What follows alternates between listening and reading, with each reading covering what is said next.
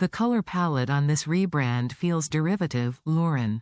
Our client expects distinctive visual identity that stands out in the luxury market, my creative director said, dismissing my design in front of the agency team. The client representative from Tiffany & Company looked concerned, reconsidering whether our agency could handle their global rebrand.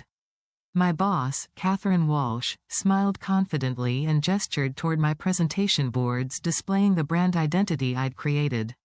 Let me walk you through the design strategy I developed for this project that has made Walsh Creative the preferred agency for luxury brand evolution. I sat at my desk in our Soho design studio, watching Catherine present creative work that was unmistakably mine. The brand strategy was mine, developed through months of research into Tiffany's heritage while identifying opportunities for contemporary relevance. The color palette was mine, carefully selected to honor the iconic Tiffany blue while introducing complementary tones that felt fresh and sophisticated. The typography system was mine, balancing classic elegance with modern clarity. Even the visual language connecting print, digital, and environmental applications came from my creative vision and 10 years of brand design experience. This was the 17th time in 16 months that Catherine had stolen credit for my design work, presenting my creative concepts as her own while contributing almost nothing to actual design development.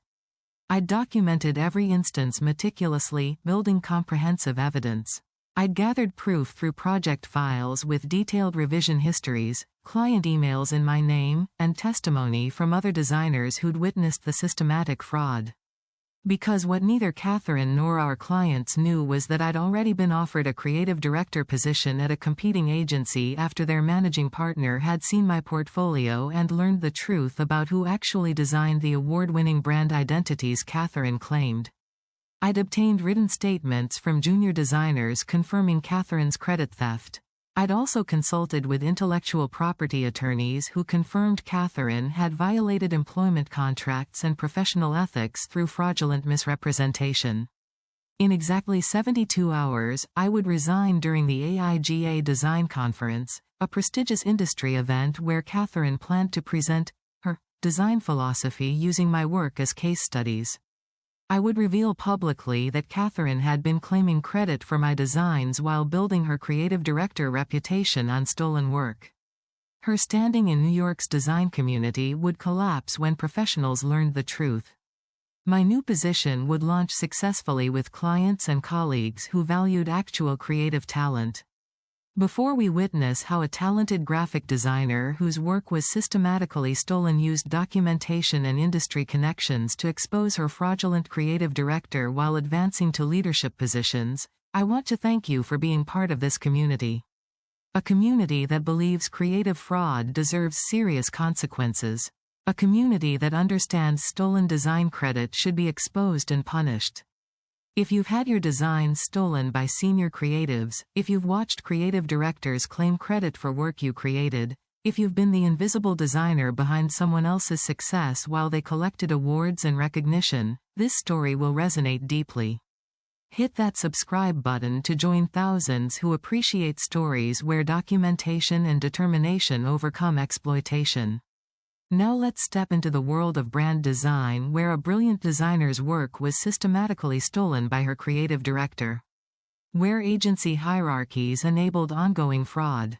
Where 16 months of careful preparation created the foundation for complete exposure and justice. My name is Lauren Mitchell, and I'm a 33-year-old graphic designer originally from Chicago. I grew up in a family passionate about art and visual culture. My mother was an art curator at the Art Institute of Chicago, managing contemporary art exhibitions and writing about visual communication. My father taught typography and book design at the School of the Art Institute, creating beautiful letterpress editions of classic literature. Their work surrounded me with thoughtful visual design from childhood. My earliest memory of understanding design's power came when I was 7 years old, visiting my mother's museum during installation of a major exhibition. I watched the design team arrange wall colors, lighting, type treatments, and spatial flow to create specific emotional experiences for visitors. The head designer explained that every visual choice, color temperature, typeface selection, scale relationships, communicated meaning and shaped how people experienced the artwork. Design isn't decoration, she told me. It's communication. Every visual decision either helps or hinders understanding. Great design makes complex ideas accessible and beautiful ideas memorable. That conversation planted something fundamental in my understanding of visual communication. Design wasn't just about making things pretty, it was about solving problems through thoughtful visual thinking, creating systems that helped people understand and engage with ideas. My parents reinforced these concepts constantly. My father would show me historical topography, explaining how letter forms carried cultural meaning and technical precision. He'd discuss how type designers made thousands of micro-decisions to create readable, beautiful, distinctive fonts. He taught me that seemingly simple visual elements contained complex thinking and years of refined judgment. My mother would take me to museums and galleries, discussing how exhibition design shaped visitor experiences. She'd explain curatorial choices about color, space, hierarchy, and sequence. She showed me that visual communication operated at conscious and subconscious levels, that effective design worked on viewers even when they didn't consciously notice the designer's hand. By the time I was in high school, I was creating my own designs. I started with school publications, designing layouts for the literary magazine and yearbook. I loved the problem-solving aspect of design, figuring out how to organize information clearly, how to create visual interest without overwhelming content, how to make design decisions that served communication rather than just personal aesthetic preferences. My high school art teacher, Ms. Rodriguez, was a practicing graphic designer who taught part-time. She became an important mentor, teaching me fundamentals of layout, typography, and visual hierarchy. She introduced me to design history, showing me work by Paul Rand, Saul Bass, Massimo Vignelli, and other masters who'd shaped modern graphic design. She explained that great designers combined visual intuition with systematic thinking, that successful design required both creativity and strategic problem-solving. For my senior portfolio, I designed a complete visual identity for a fictional sustainable fashion brand. The project required creating a logo, color system, typography, packaging, website, and retail environment, everything needed for a cohesive brand experience. The work taught me that brand design was more than logo creation, it was developing comprehensive visual languages that worked across multiple applications and touchpoints.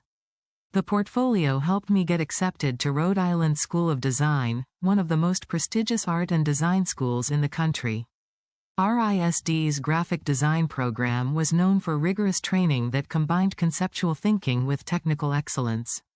The faculty pushed students to think deeply about communication problems while developing sophisticated visual solutions.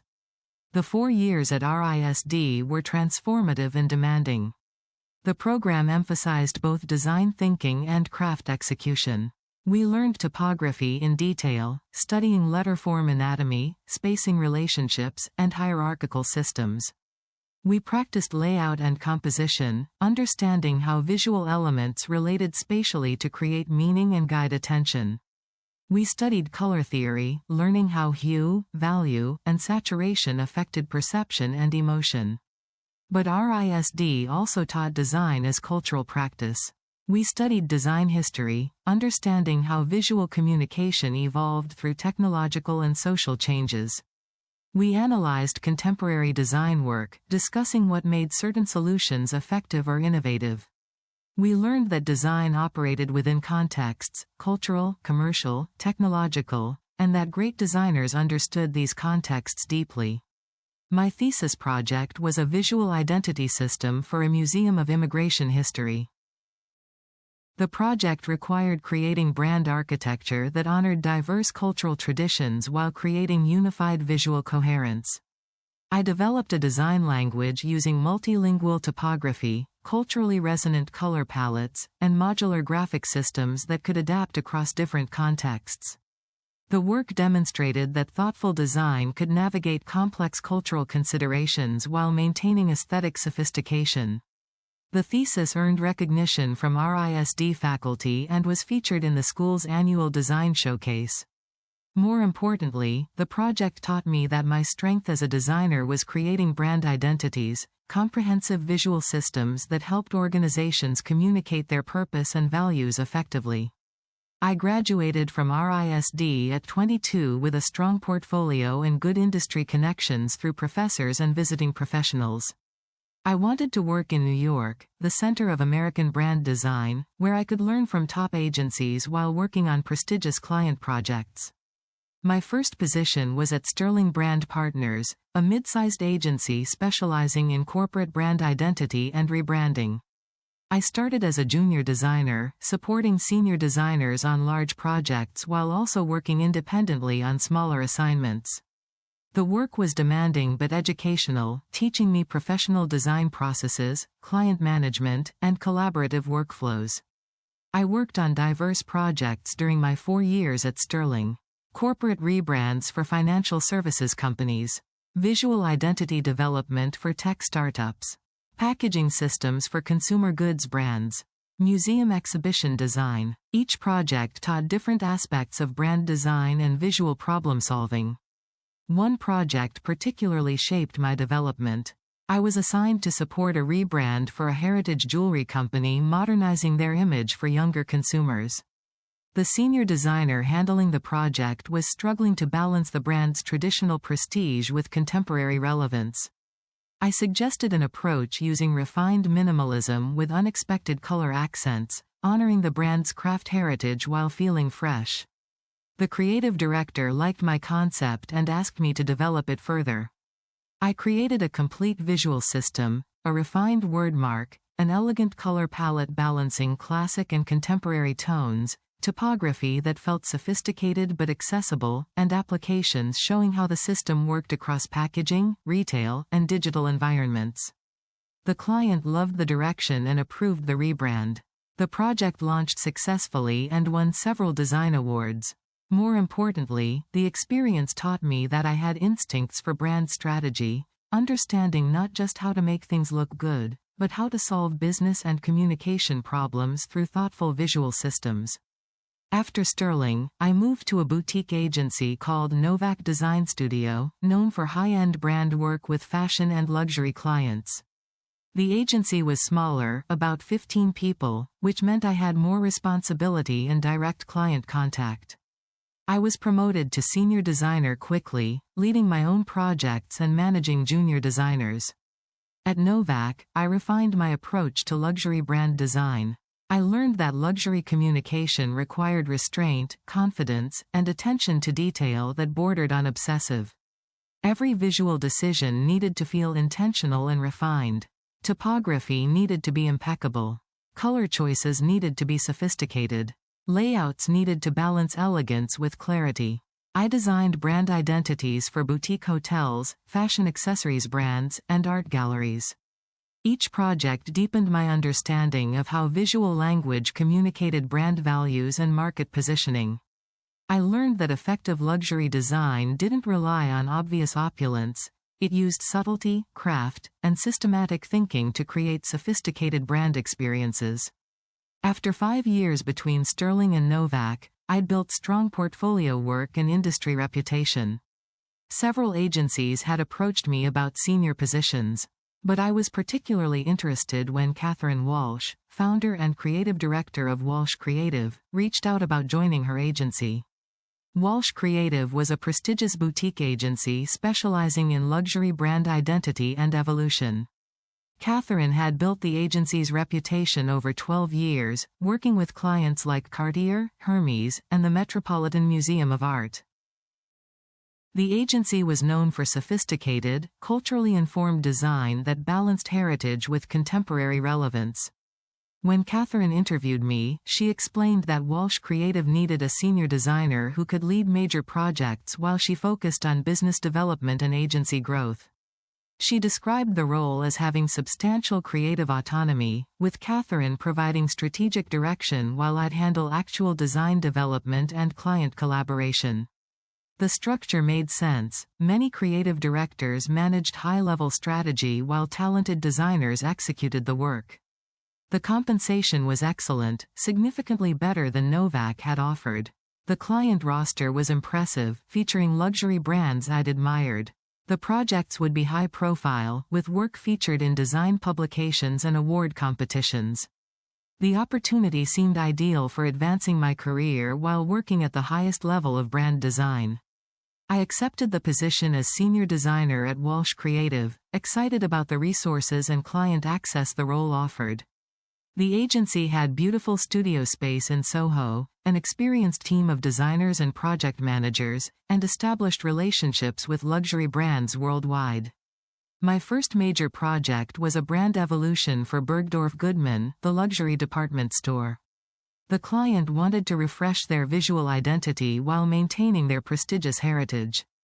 Catherine assigned me to lead the project, explaining that she'd provide strategic oversight while I developed the actual design work. I spent months researching Bergdorf's history, analyzing competitors, and developing strategic positioning. I created a design approach that honored their Art Deco heritage while introducing contemporary sophistication.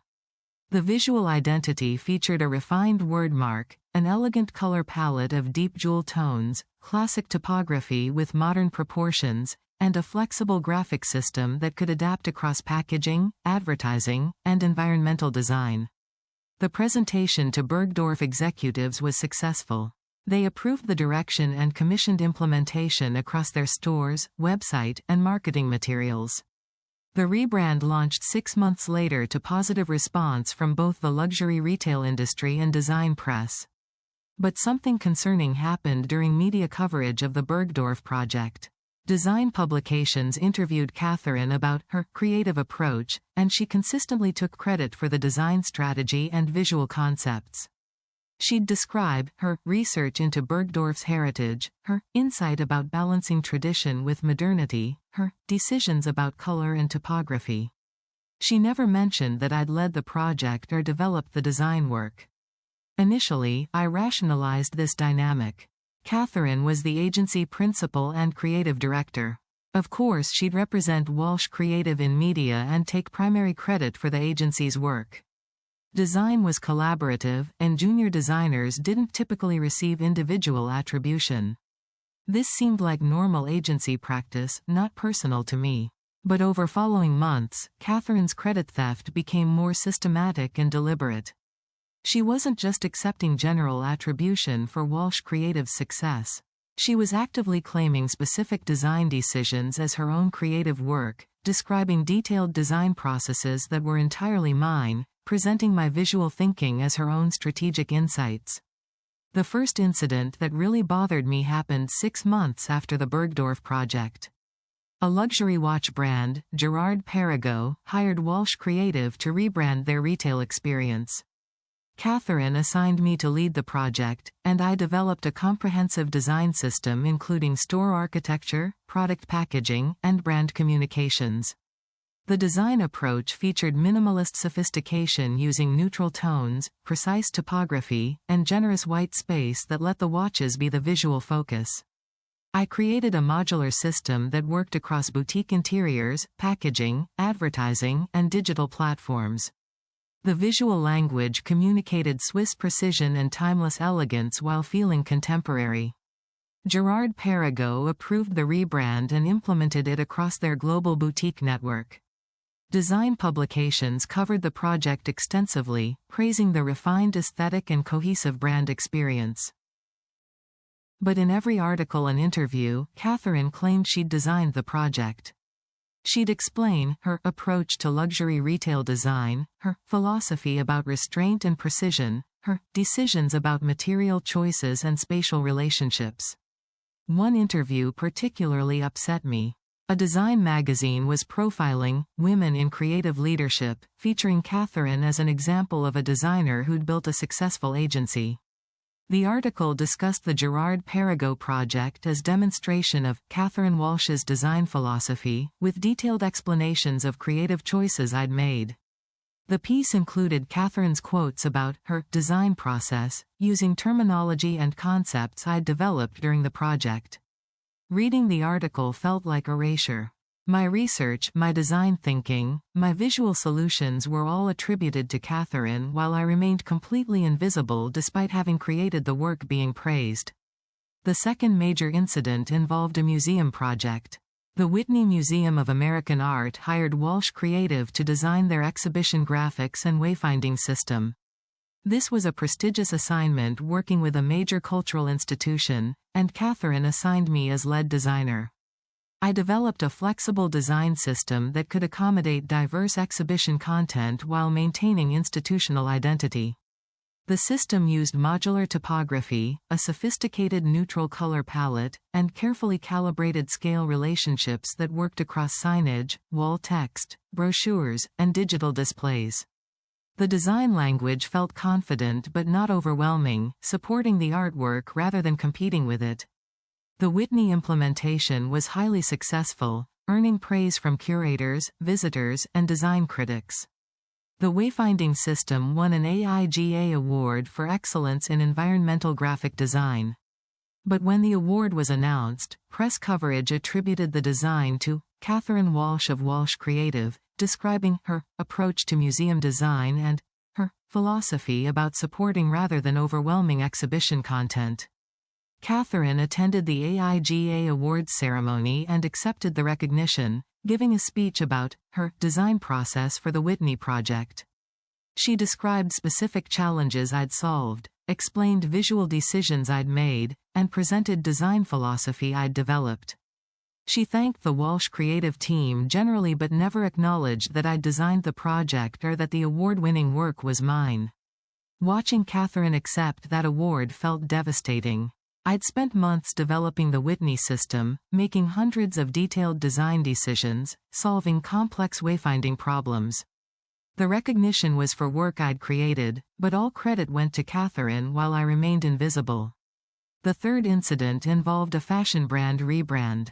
Proenza Schuler, a luxury fashion label, hired Walsh Creative to evolve their brand identity for international expansion.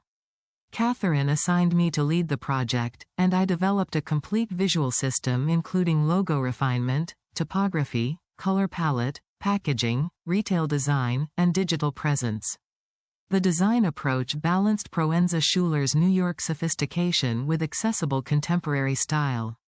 I created a refined wordmark, a versatile color system that could adapt seasonally, elegant typography that worked across fashion and lifestyle applications, and flexible graphic language that maintained consistency while allowing creative interpretation. The rebrand launched successfully, receiving extensive fashion media coverage. But in every article, Catherine was quoted discussing her design strategy for Proenza Schuler, her insights about fashion brand evolution, her creative decisions about visual language and market positioning. Multiple publications ran features about Catherine Walsh's approach to luxury fashion branding, using my Proenza Schuler work as the primary example. One particularly prominent article in Communication Arts, a leading design publication, profiled Catherine's career and design philosophy.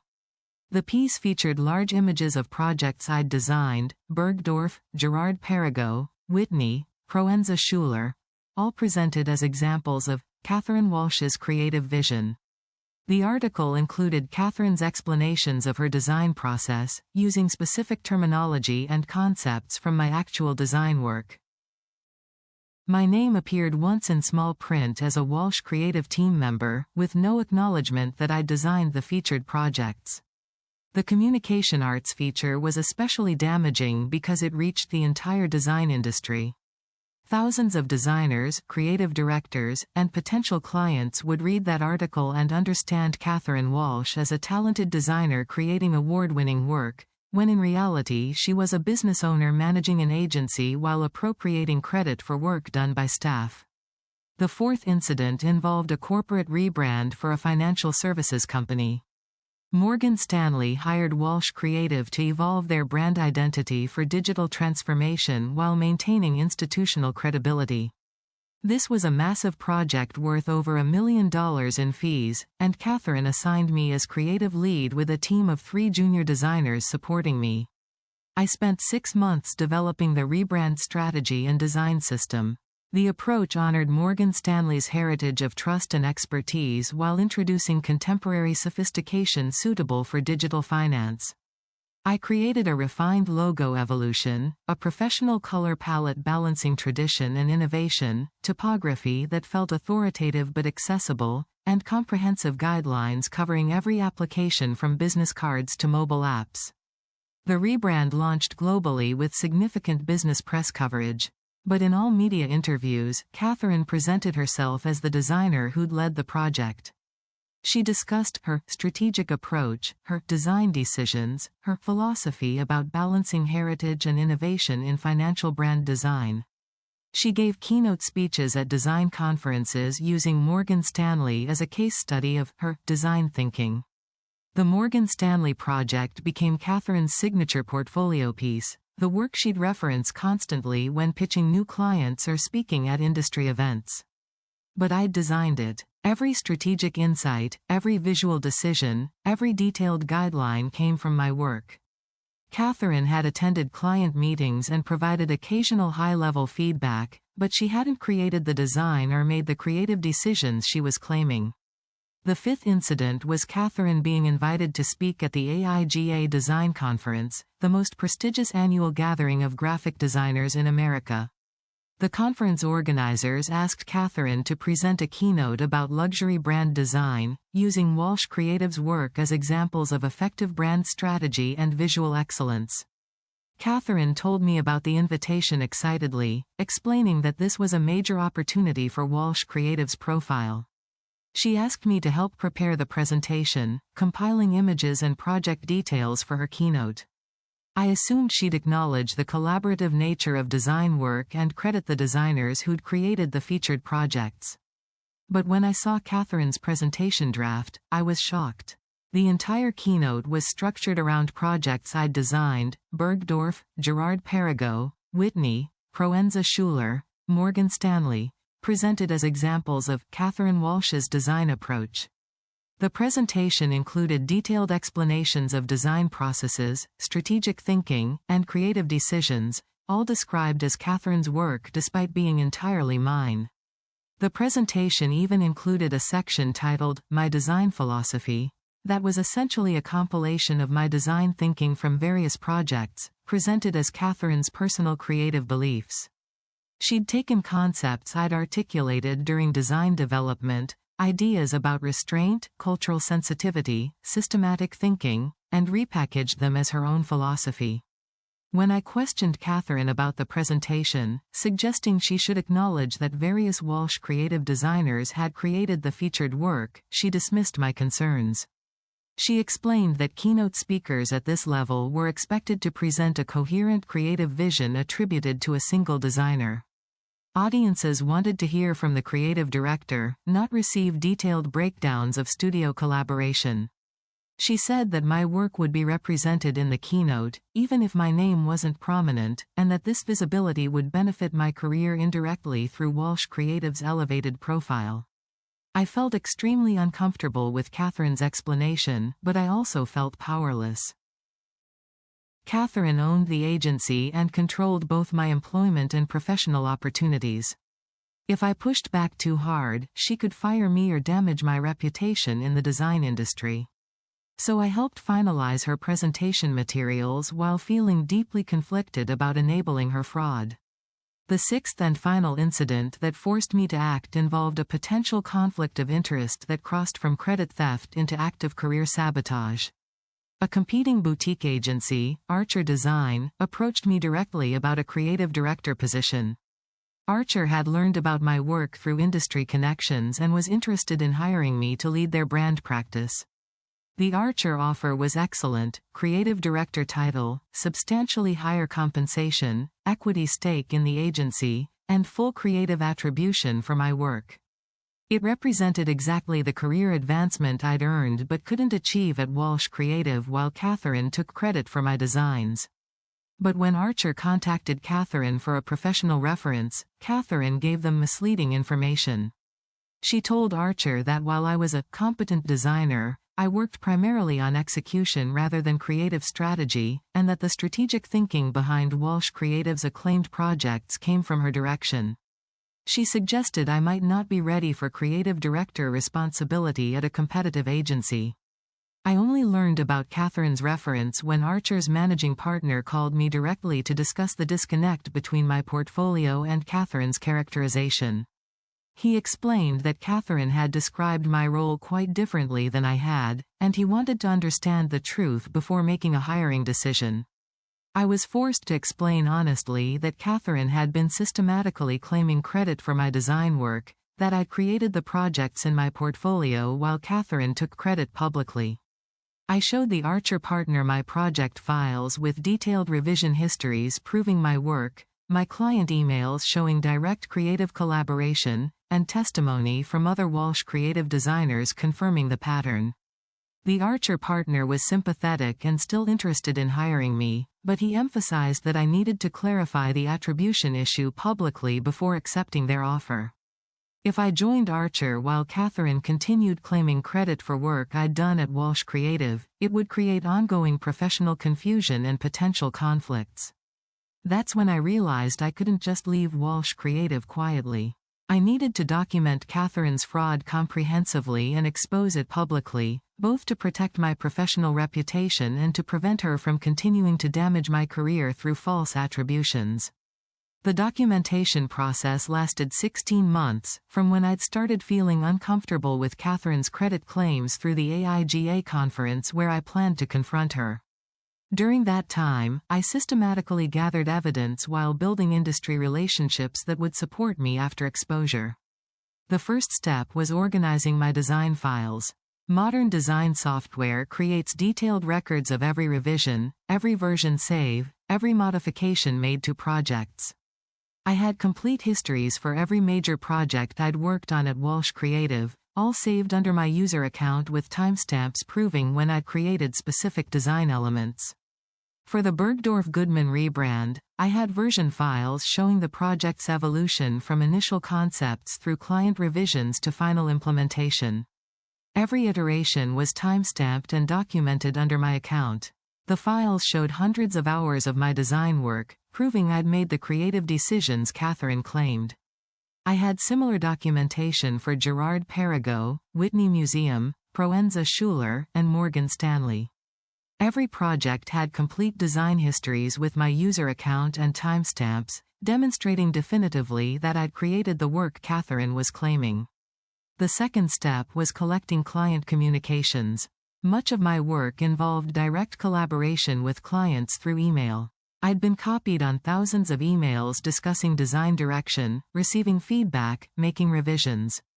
These communications proved my direct creative involvement and decision-making authority.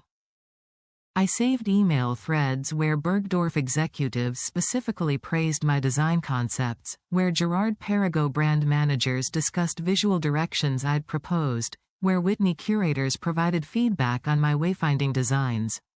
The communications demonstrated that clients recognized me as the designer leading their projects, not just someone executing Catherine's vision.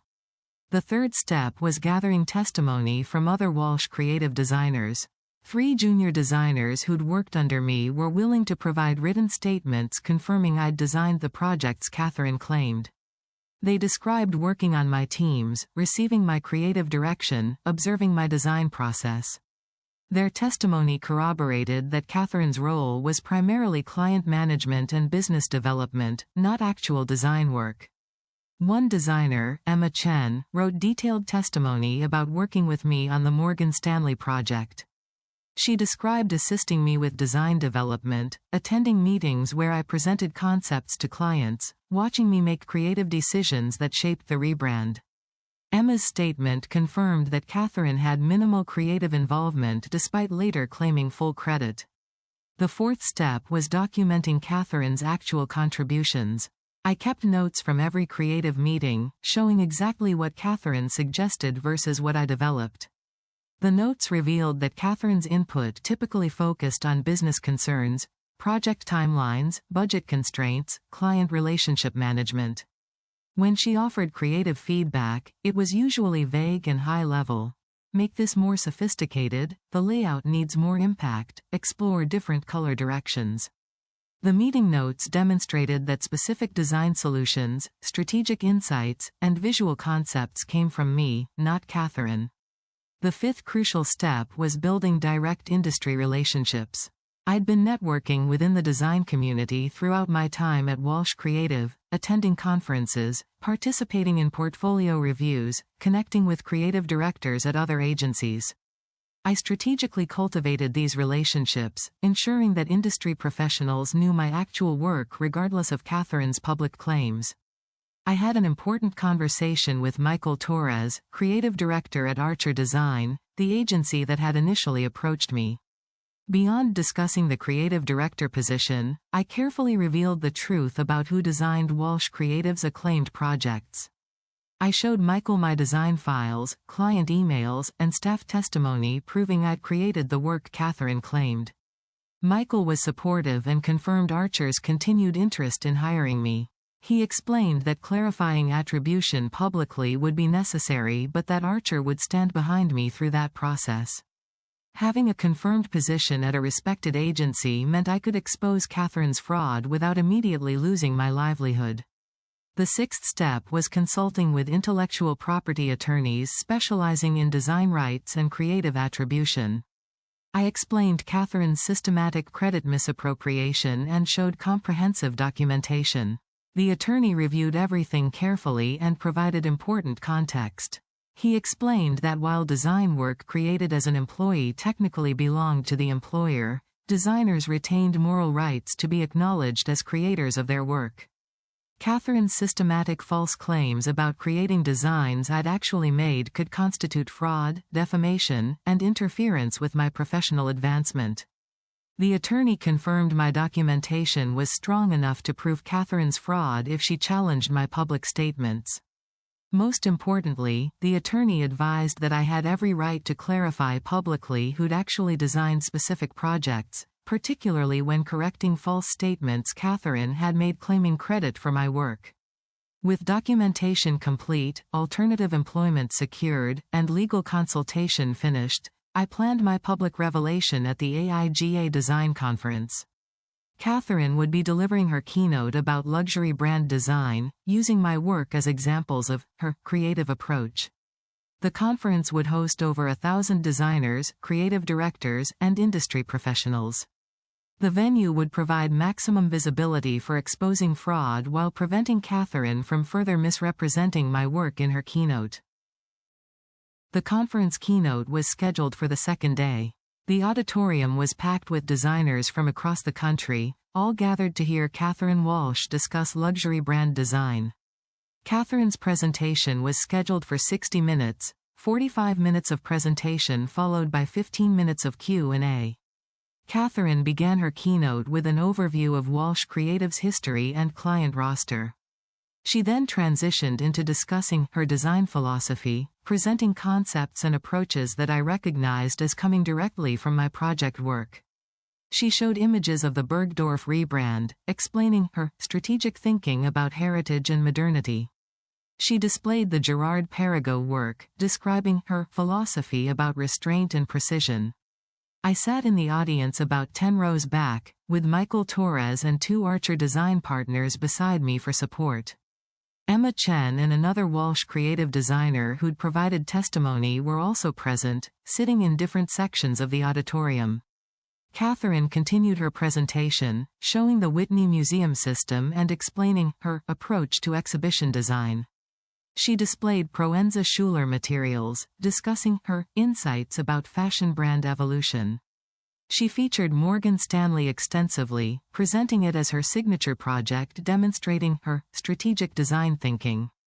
After 45 minutes, Catherine finished her prepared presentation and opened for questions. Several designers asked about specific design decisions, technical processes, and strategic approaches. Catherine answered smoothly, describing work I'd done as though it were her own creative process. Then I stood up, my voice clear and steady despite racing heartbeat. I have a question about creative attribution, I said loudly enough for the auditorium to hear. Catherine looked confused, then recognized me and appeared concerned. Lauren, I didn't realize you were here. What's your question? My question is about the projects you've been presenting as your design work, I said clearly. Because I designed all of them. The Bergdorf rebrand, Gerard Perregaux, Whitney Museum, Proenza Schuler, Morgan Stanley. I was the lead designer on every project you've been claiming as examples of your creative philosophy. The auditorium erupted in shocked murmurs. 1,000 designers turned to watch this confrontation unfold. Catherine's confident presentation demeanor collapsed into visible panic. "Lauren, this is inappropriate," Catherine said, trying to maintain composure. "We can discuss your concerns privately after." "No," I interrupted firmly. "This needs to be said here, publicly, because the fraud has been public. For 16 months, you've been claiming credit for my design work in interviews, articles, and award acceptance speeches. You've presented yourself as the designer creating Walsh Creative's acclaimed projects when actually you're a creative director who manages client relationships while I do the actual design work." I held up a USB drive. "I have complete design files for every project in your presentation, all saved under my user account with timestamps proving when I created specific design elements. I have client emails showing my direct creative involvement. I have testimony from Walsh Creative staff confirming this pattern." Michael Torres stood up several rows behind me. "I'm Michael Torres, creative director at Archer Design. I've reviewed Lauren's documentation, and it definitively proves she designed the work Catherine Walsh has been claiming. Lauren has accepted a creative director position at Archer, where she'll receive proper attribution for her creative work." Emma Chen stood from another section. "I'm Emma Chen, designer at Walsh Creative. Everything Lauren is saying is accurate. I worked directly under Lauren on the Morgan Stanley rebrand, observing her creative process and design development. Catherine provided minimal creative input despite later claiming she designed the project. The design team at Walsh Creative knows Lauren creates the work Catherine claims publicly." The auditorium was completely silent now except for scattered whispers. Catherine stood frozen at the podium, her keynote presentation demolished. The AIGA conference organizers looked uncertain whether to intervene. "I have detailed revision histories showing my design work on every featured project," I continued, addressing the audience directly. "Catherine Walsh has built her creative director reputation by systematically stealing credit from her designers. The design philosophy she presented today? Those are my concepts from actual project work, repackaged as her thinking. The strategic insights she described? My design strategy, claimed as hers." I turned to face Catherine directly. "You were nominated for a IGA medalist recognition this year based largely on work I designed. You've given keynote speeches at multiple conferences presenting my projects as your creative achievements. You've won design awards for work I created. And you've damaged my career by giving false references suggesting I'm merely a competent executor rather than the strategic designer who created your agency's acclaimed work." Catherine tried one final defense. "Lauren is a valued team member, but as creative director and agency principal, I provide overall vision." "Show everyone your design files then," I said calmly. "If you designed these projects, you must have working files under your account showing your creative process. Show the audience your design development." Catherine couldn't respond because she had no design files. She didn't do hands-on design work and hadn't created the projects she'd been claiming. The keynote ended immediately after, with AIGA organizers quickly transitioning to closing remarks and suggesting interested parties could discuss the situation during conference breaks. But the impact on Catherine's reputation was immediate and severe. Over 1,000 designers had witnessed definitive evidence and multiple corroborating testimonies proving systematic credit fraud. After the keynote, numerous designers approached me, creative directors, agency principals, educators. Many thanked me for speaking up, sharing their own experiences with credit theft in design agencies. Several said they'd suspected Catherine's technical explanations in interviews seemed superficial but hadn't questioned her directly. Multiple agency principals expressed interest in working with me, now understanding I was the designer responsible for Walsh Creative's acclaimed work. The design industry response over following days was significant. Professional forums and social media discussions addressed what had happened at AIGA, examining credit attribution issues in design agencies. Many designers shared experiences with creative directors claiming credit for staff work, discussing how agency hierarchies often enabled systematic fraud. Several design publications covered the story, investigating credit practices in brand design and using Catherine's fraud as a case study. The coverage wasn't uniformly sympathetic. Some people criticized my public confrontation approach, suggesting the situation should have been handled privately. But most coverage acknowledged Catherine's systematic credit theft was egregious and that my documentation proved clear fraud. Walsh Creative faced immediate reputational damage. 3 major clients, including a luxury automotive brand and a museum, paused projects to investigate creative attribution on previous work. When investigations confirmed that I and other designers had created work Catherine claimed, 2 clients terminated their relationships with Walsh Creative. Catherine resigned as creative director within 3 weeks of the AIGA conference. Walsh Creative's board investigated the attribution issues, reviewing project files and interviewing staff. The investigation confirmed systematic credit misappropriation, with Catherine having claimed design work done primarily by me and other staff designers. I started at Archer Design immediately after leaving Walsh Creative, taking the creative director position Michael Torres had offered. Archer issued a press release specifically crediting me with designing the Bergdorf, Gerard Perregaux, Whitney, Proenza Schuler, and Morgan Stanley projects, publicly correcting attribution that had previously been given to Catherine. Within 2 months at Archer, I was leading a major rebrand for Tiffany & Company, the project Catherine had been pitching when I'd overheard her claiming my work. Tiffany's brand team chose Archer partly because they wanted to work with me specifically, having learned I'd designed the Walsh Creative projects they'd admired.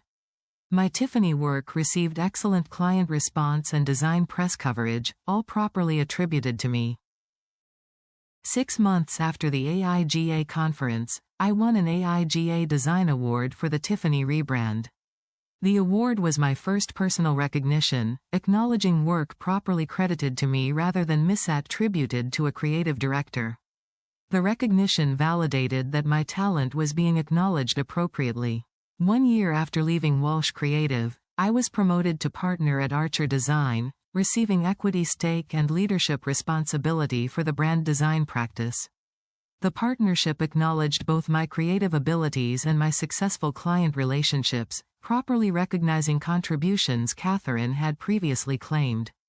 Catherine struggled professionally after leaving Walsh Creative. Her reputation in the design community was damaged, with industry professionals understanding she'd built her creative director career on fraudulent credit claims. She attempted to secure positions at other agencies, but her name had become associated with credit theft, making employment difficult. Looking back, I'm grateful despite the difficulty.